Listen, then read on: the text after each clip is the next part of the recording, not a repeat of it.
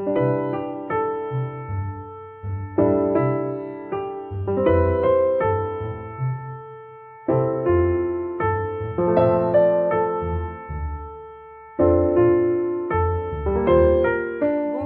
à tous. Bonsoir. Bon, comment vous allez? Dites-moi tout. Bien. Donc après la sortie de scène, après le spectacle, la régie pour certains. Exact. Alors allez-y, déjà vous allez vous présenter et vous représenter pour ceux qui vous connaissent déjà. Donc on commence, honneur aux dames. Allez hop, à toi. Donc nom, prénom, Profession. c'est ça. Je m'appelle Chloé Delest, j'ai 30 ans. Je suis comédienne, hein. J'ai une formation, j'ai fait l'école de l'acteur à Toulouse. Après je suis montée à Paris, j'ai suivi des stages un peu à droite à gauche et puis j'ai joué un peu au théâtre et j'ai un peu tourné aussi. Et j'ai déjà produit une pièce en 2012 qui s'appelait Speed Dating at Home. Voilà. Oui. Et du coup, avec la rencontre que j'ai faite avec Rémi, ça m'a donné envie de remonter un projet et aussi de monter mon propre projet. Donc je me suis relancée aussi un peu dans la production avec Rendez-vous à Monte-Carlo.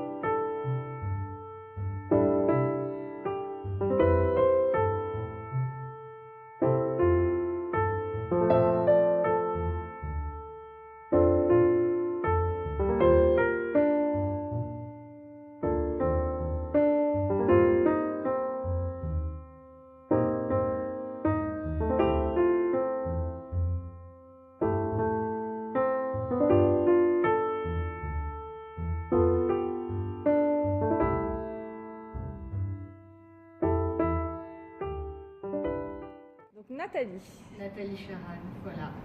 Donc je suis comédienne, mais c'est ma deuxième vie. J'ai eu une vie avant. J'ai été prof pendant très longtemps. Ah. Mais ça faisait encore plus longtemps que je voulais être comédienne. Donc on ne peut pas tourner le dos à ce qu'on a vraiment envie de faire. Et au bout d'un moment, il faut y aller. Ça prend le dessus. Voilà. De toute manière. Ouais. Et je suis ravie. Donc j'ai joué une dizaine de pièces du répertoire avant de jouer Rendez-vous à Monte-Carlo, qui est ma première pièce contemporaine. Mmh. Et j'ai tourné une soixantaine de courts-métrages, publicités, moyens-métrages, longs-métrages.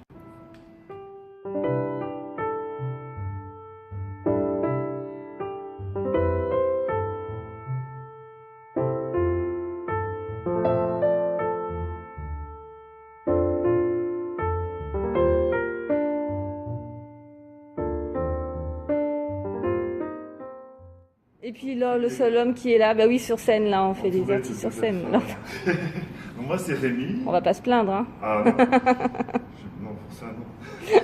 Donc, je m'appelle Rémi Picard, j'ai 33 ans. J'ai été formé à l'école Claude Mathieu. Ça a été une très belle expérience.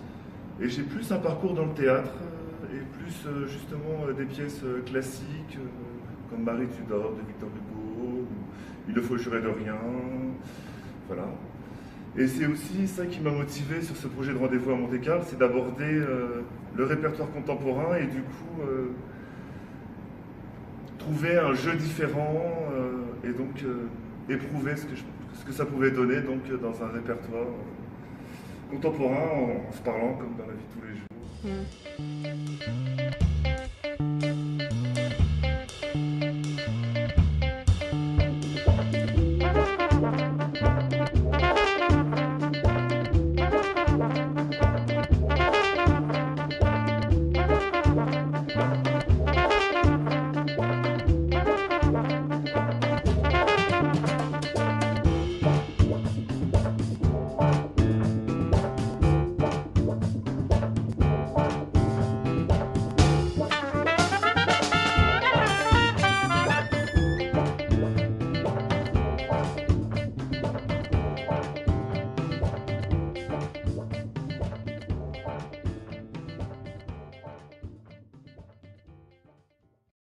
Alors racontez-nous justement un peu cette histoire-là. Donc vous êtes coincé dans une gare à 30 minutes, voilà, c'est ça, à 30 minutes de Monaco.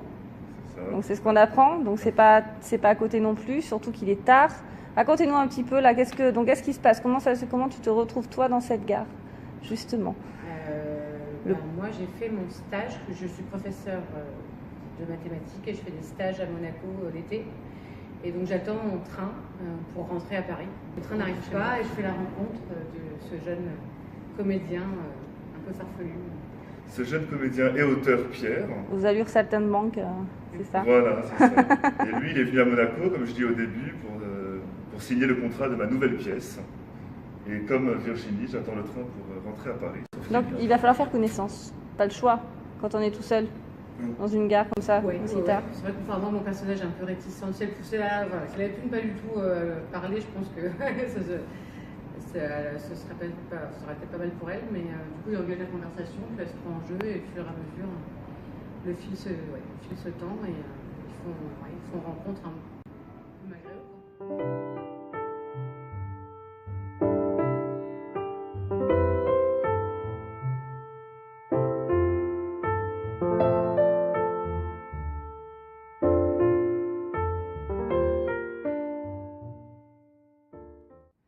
Donc Nathalie, justement, toi tu arrives en plein milieu de la pièce et qu'est-ce qui se passe? Donc tu arrives, tu es habillée tout vêtue de noir, déjà c'est un peu inquiétant cette femme mystérieuse. Alors, je vais pas... En quelques mots, il ne faut pas tout dévoiler bien entendu. En réalité, chacun peut y voir un petit peu ce en quoi il croit, ou ce dont il a peur d'ailleurs.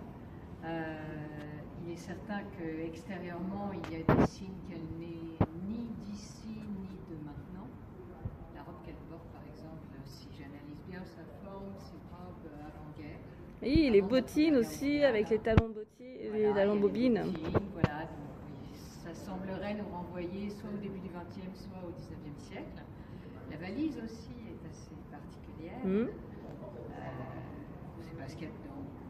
Elle prétend qu'il y a des souvenirs, mais on n'a jamais vu cette valise ouverte. Voilà. Oui. Donc on ne sait pas trop pourquoi elle est là et si elle se trouve bien dans le même espace-temps que ces messieurs-dames. C'est pas évident, parce qu'au moment où je rentre, la lumière grésille au réverbère. Et alors pourquoi? Est-ce qu'il y a des ondes particulières à ce moment-là qui nous font basculer ailleurs? On ne sait pas.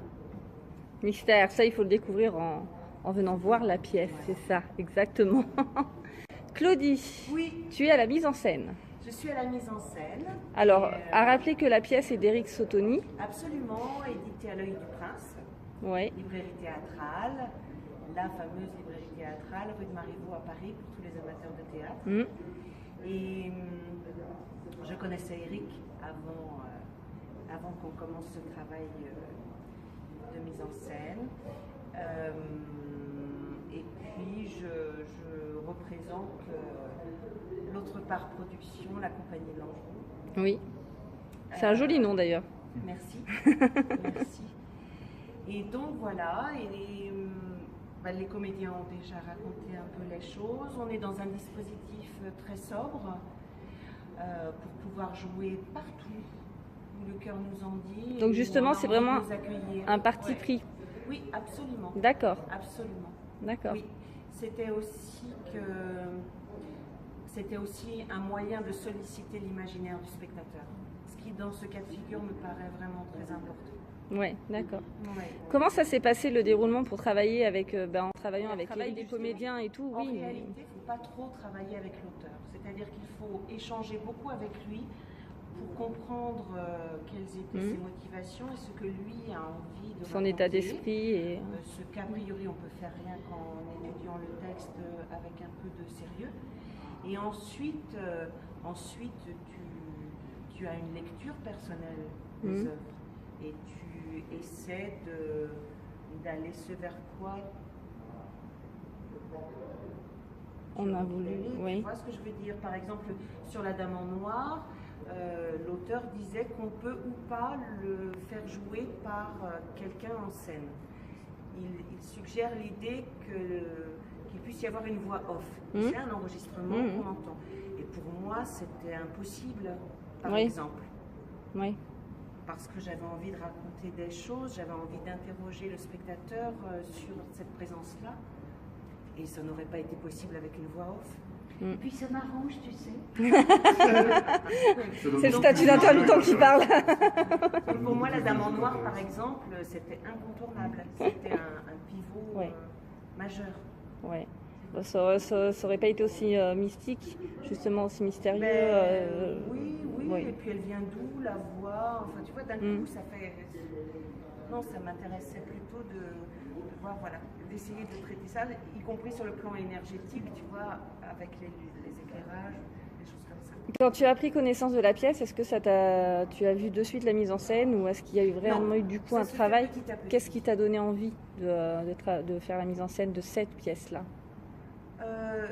Les choses dont il est question, les thèmes, les thématiques, et puis après, les acteurs aussi, le tempérament des acteurs, ce que chacun pouvait apporter. C'est une grande aventure humaine, ouais. Mise en scène. Ah bah oui, complètement. Donc, et déjà une pièce de théâtre, c'est une aventure humaine, parce qu'on crée une nouvelle famille. Moi, c'est ce que je dis, une famille artistique vraiment. Justement, qu'est-ce qui vous a plu à vous tous? Qu'est-ce qui vous a donné envie de faire cette pièce? C'est vrai que moi, ce qui m'a paru, en tout cas pour mon rôle, ce qui est intéressant, c'est une femme qui a priori est très fermée, très angoissée, qui petit à petit va s'ouvrir et va devoir aussi affronter ses démons et oser tomber amoureuse, tout ça. Donc c'est intéressant, je trouve, en tout cas en tant qu'acteur, c'est intéressant d'aborder ces rôles-là où il y a un vrai changement. Voilà, c'est vraiment, elle passe presque du tout. Oui, il y a une évolution aussi. Il y a une vraie évolution, c'est vraiment intéressant, je trouve, à essayer d'incarner. Et puis voilà, aussi bien sûr la thématique de la mort. Est-ce que c'est... C'est toujours passionnant ces thématiques-là. Est-ce que tout d'un coup, quand ils pensent qu'ils sont morts, tout d'un coup ils s'autorisent aussi des choses. Donc aussi basculement, c'est intéressant aussi de ce point de vue-là. Et puis aussi avec Rémi, on voulait monter un projet qui parle de la rencontre. C'est vrai que quand moi j'ai lu la pièce, ça m'est pas... Oui, il y avait tout, c'était évident. En lisant la pièce, voilà, ça a été une évidence pour moi. Donc pour toi, Rémi, j'imagine que ça rejoint ce que dit ta partenaire. Moi, c'est aussi le personnage que je trouve hyper décontracté. Ça marche bien pour lui. Il signe le contrat de sa nouvelle pièce. Et il y a des choses qui s'approfondissent aussi au contact de Virginie. Et cette question spirituelle, comme tu disais, Chloé, la vie après la mort. Puis à un moment, tu dis tes parents ils sont en enfer, tu le penses alors que c'est peut-être pas vrai du tout. Enfin, en tout cas, Virginie dans la pièce. Oui, on passe par tout d'un coup des moments d'enfance, on mange des bonbons, on cachette, la maman noire arrive. Mais vous pourriez en donner aux gens d'ailleurs. Hein. Oui, c'est vrai, on y pensera spectateurs, pour demain, pour la dernière. Voilà. Et donc pour toi, Nathalie, qu'est-ce qui t'a donné envie de changer de registre?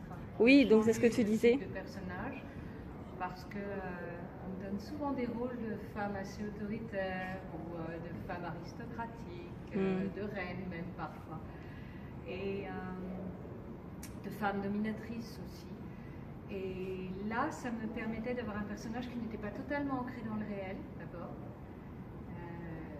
et qui avait un certain pouvoir, mais dans la douceur. Voilà, ça très juste, c'est très juste. Ben, merci à vous. Donc on rappelle, vous êtes encore en représentation donc demain, c'est ça? Demain soir. Okay, demain soir. Ici au Théâtre Bretonneau, 23 rue Joseph de Nestre dans le 18e arrondissement. Métro Guy Môquet. Ouais, sortir rue Lamarck. Très important. C'est ça. Et vous pouvez prendre votre ticket. Et voilà. Et puis on espère pouvoir le jouer ailleurs prochainement. C'est dit. Voilà, encore une très belle pièce. Et puis voilà, c'est ça. Et puis surtout un appel, n'hésitez pas. Et puis je relais toutes les informations sur les pages, sur les réseaux sociaux. Donc vous avez aussi la pièce, le site, je vais y arriver, aussi de la compagnie. Oui, absolument. Oui, il y a le site de l'Ange. Oui, compagnie de l'Ange. Donc voilà, merci à vous, une très belle soirée et puis tout le bonheur pour la suite qu'on peut vous souhaiter.